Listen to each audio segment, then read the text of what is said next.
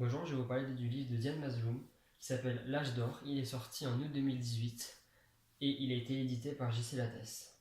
Donc c'est un roman qui parle du conflit israélo-palestinien vu du Liban. Il commence en 1967 et finit en 1979. Donc c'est autour du conflit israélo-palestinien et tout autour de ce conflit, Diane Mazloum va construire une histoire d'amour et une histoire d'agent secret. Tout ça se passant en Beyrouth. Diane Mazloum en est à son troisième livre. Elle avait sorti deux livres avant, un qui s'appelle Beyrouth la nuit, qui est sorti en 2015, c'est celui qui a fait connaître l'auteur. Elle a sorti un autre qui s'appelle Nucléus en plein cœur de Beyrouth en 2009.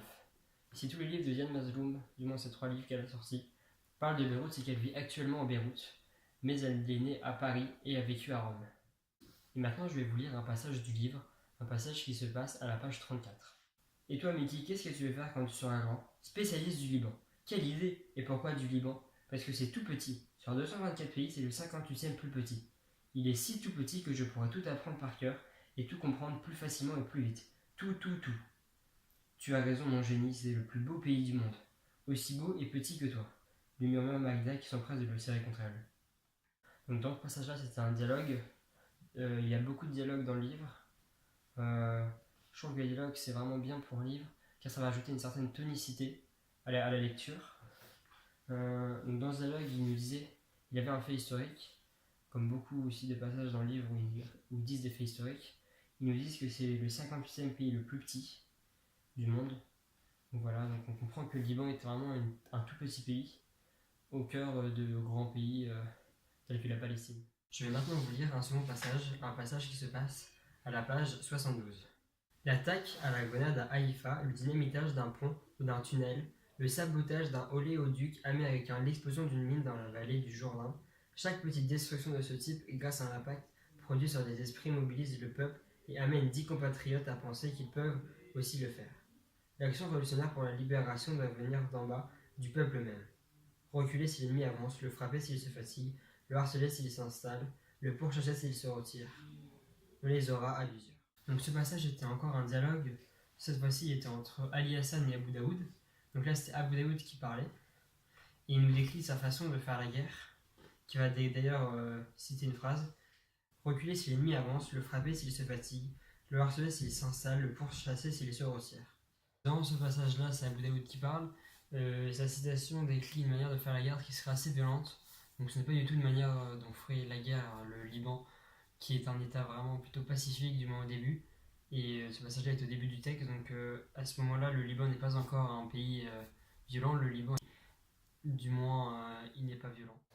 Je vais maintenant vous lire un autre passage de ce livre. Donc c'est un passage qui se passe à la page 102. Donc c'est un fait historique avec un personnage réel qui s'appelle Leila Khaled. Sharif, distrait, tire de ses deux mains sur son t-shirt pour voir. Il porte un t-shirt jaune à l'effigie de Leila Khaled, une jeune militante palestinienne du FPLP. Son visage est imprimé en noir au-dessus on y lit Une love with. L'été passé, Leila Khaled avait été la star de la guérilla aérienne. Le 29 août 1969, elle avait pris le contrôle du vol 840 de la TWA qui allait de Los Angeles à Tel Aviv. À 25 ans, elle était devenue la première femme pirate à détourner un avion. Donc dans ce passage, on va voir la présence d'un personnage réel qui s'appelle Leila Khaled. Donc Leila Khaled, c'est une militante palestinienne qui fait partie du Front populaire de la libération de la Palestine.